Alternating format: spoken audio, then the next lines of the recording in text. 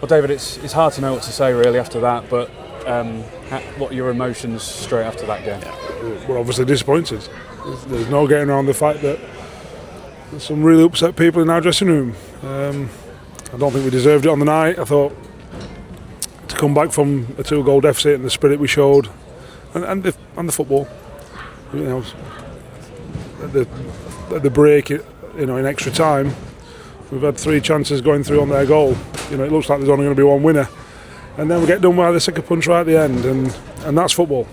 It's a cruel sport. Sometimes I don't think we deserved it. I thought there was only one team that was going to win it, but that's, like I said, that's football, and it can wallop you right on the shins when you least expect it.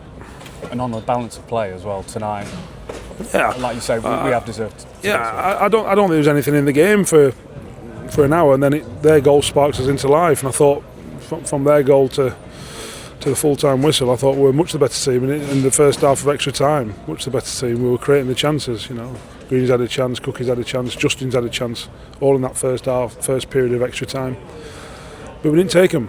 And they weren't easy chances, but there were chances all the same. And then, lo and behold, a minute from time, their lad goes through and scores a similar goal that he scored in the first leg. And if you don't learn from your mistakes, you know, they scored 2 corners and 2 very similar goals. And if you don't learn from your mistakes, you can get punished. It's playoff football. At the end of the day, it's not easy.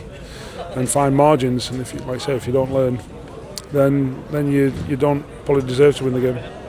I guess when the dust settles after a few days, you'll look back and be immensely proud of your squad as well.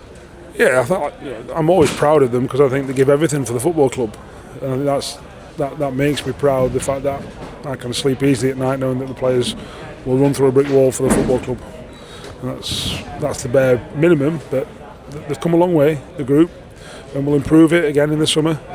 And as I just said to them, then they've got to use the feeling. You know, at some point in the next 24 hours, understand exactly how you felt right now, and use it as fuel. Use it, you know, to further your career. Because it's painful. I've lost in a playoff final myself. You know, it's not nice. But if you use it in the right way, you can make sure you never lose in one again. Yeah, let's go one better next season. Yeah, we'll talk about next season when that comes around. But yeah, we've got to make sure we use it as fuel, that's for sure, and learn from what we didn't do very well. The fans that were here tonight obviously would have liked a lot more here tonight, but they'll be very proud, but obviously still dejected as well. Yeah, of course. Look, we thank them for the support. We know we could have filled their whole ground with our fans. They've been magnificent, home and away. I think they've got a team that they can be proud of. I hope, you know, like I say, I certainly am. And I'm just devastated for them as much as anyone that we didn't manage to get over the line. You know, either tonight or even a week on Monday or whenever it is. But that's the game.